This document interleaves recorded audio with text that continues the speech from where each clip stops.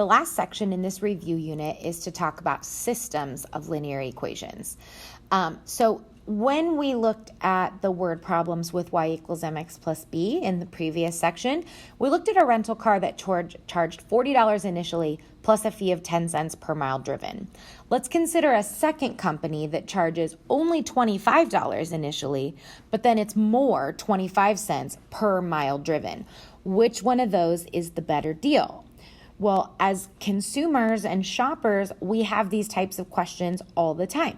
So what we need to know is at what point the two costs are the same.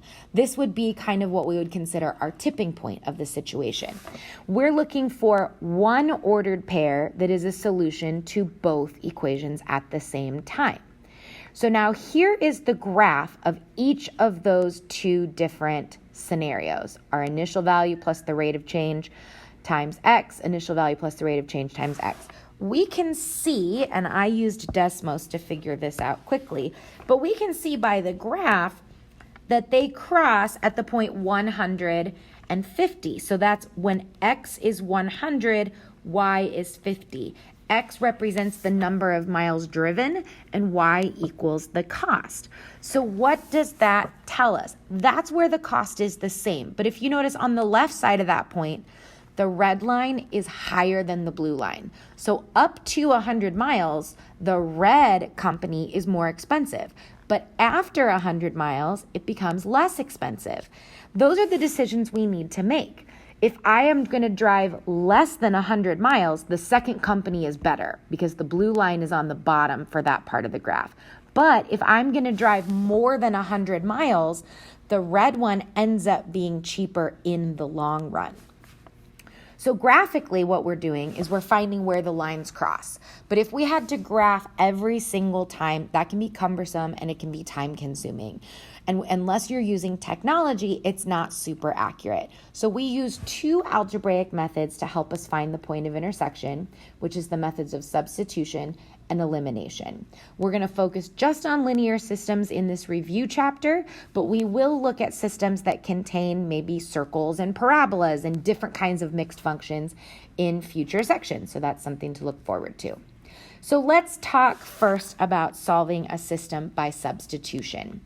These are the steps that we're going to follow. So first, the idea of substitution is I want to know what either the y or the x is equal to, and not necessarily numerically. I'm not looking for something like y equals 4, but I want to know what y is equal to in terms of x, in terms of the other variable.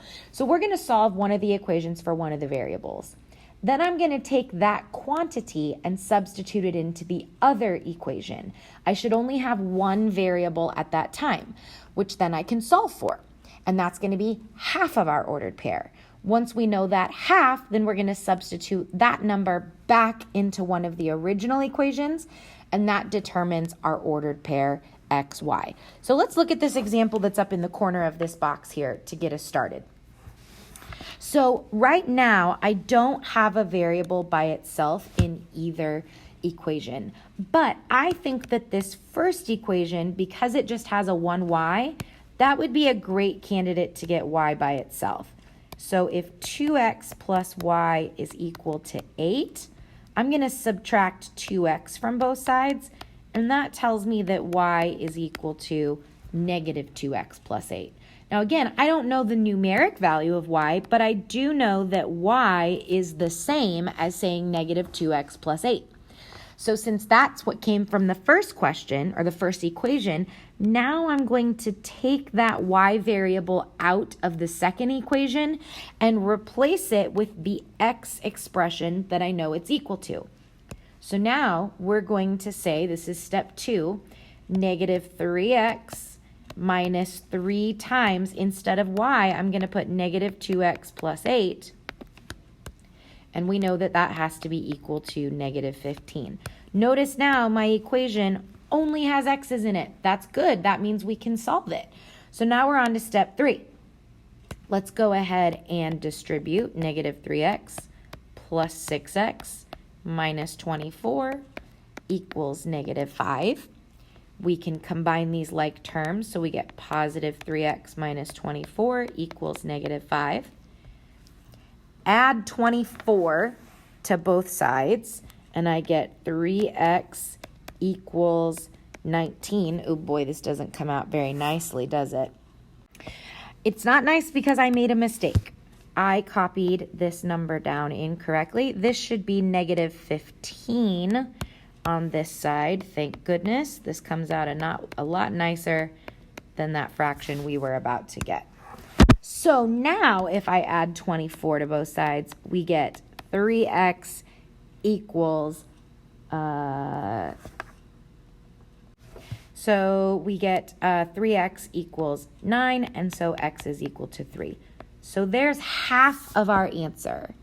Now I'm going to take that x equals 3 and plug it back into one of my original equations. Now technically, this equation here is just a rearranged version of equation number 1. So we can use that as well. We didn't do anything to it.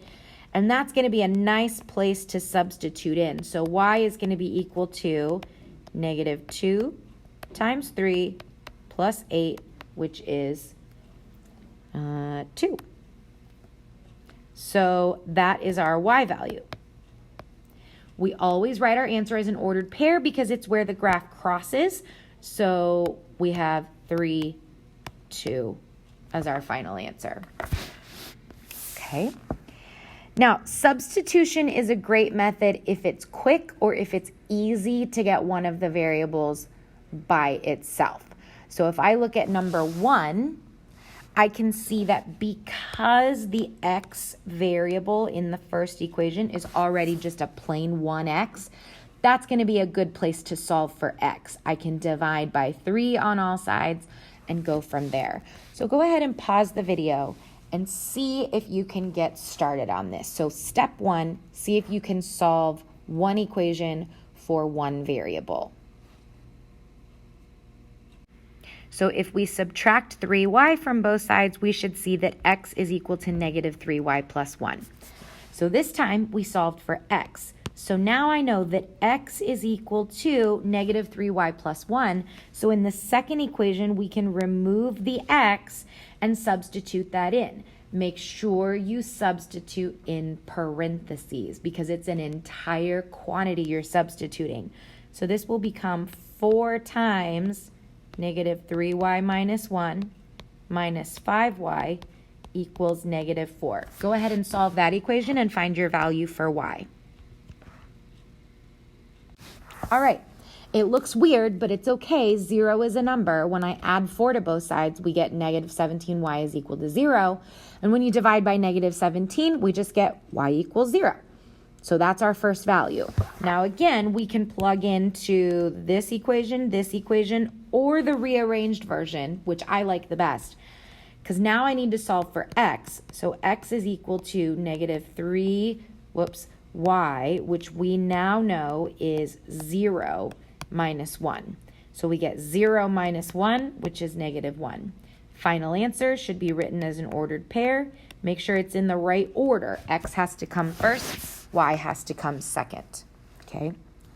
Now, number 2, we're not going to solve because I think it's a really good example of when substitution can become kind of gross.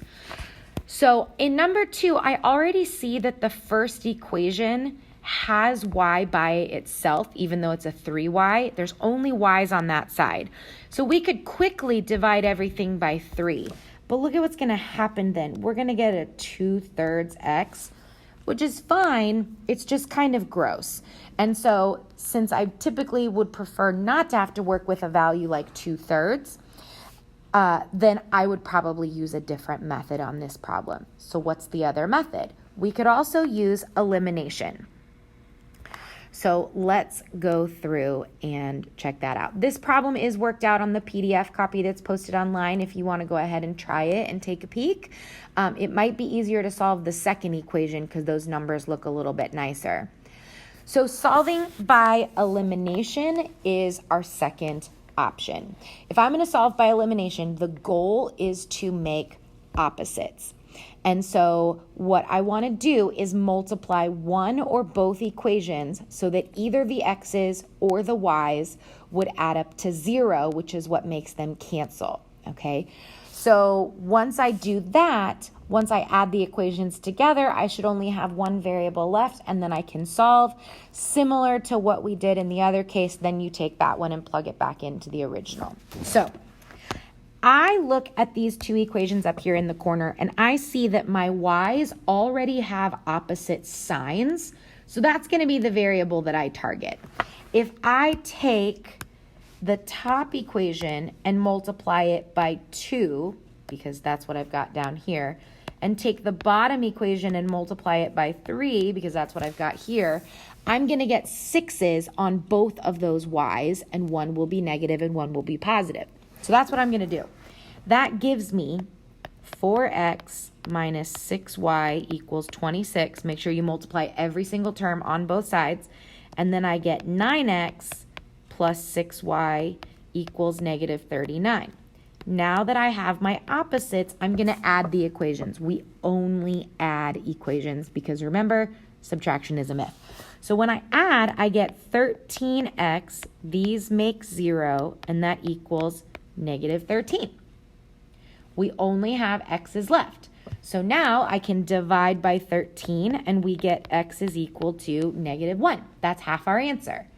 Now we go back to one of the original equations, doesn't matter which one, and we substitute in so that we can solve for y. So I'm going to do the top.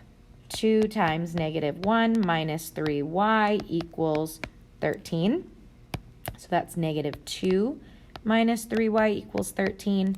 Add 2 to both sides, negative 3y equals 15. And then divide y is equal to negative 5. Write your answer as an ordered pair, x first, then y. And there we go. Okay. You can multiply by whatever you want. You can eliminate whatever you want. Maybe I wanted to do the x's first. That would be fine. But instead, if I wanted to do the x's first, I would multiply the top one by 3 and the bottom one by 2 because I'm flipping those. But since they're both positive, I have to make one of them negative. It doesn't matter which. You can put it on the 3 or the 2, but we just have to get opposites. In that case, we would get the answer for y first, and then we'd have to go back and solve for x. So let's just think about on number 3 how we would start this. So I notice my x's are already opposites and my y's are already opposites. So we're good with opposites. We need to decide what to multiply by. I have two options here. I could either,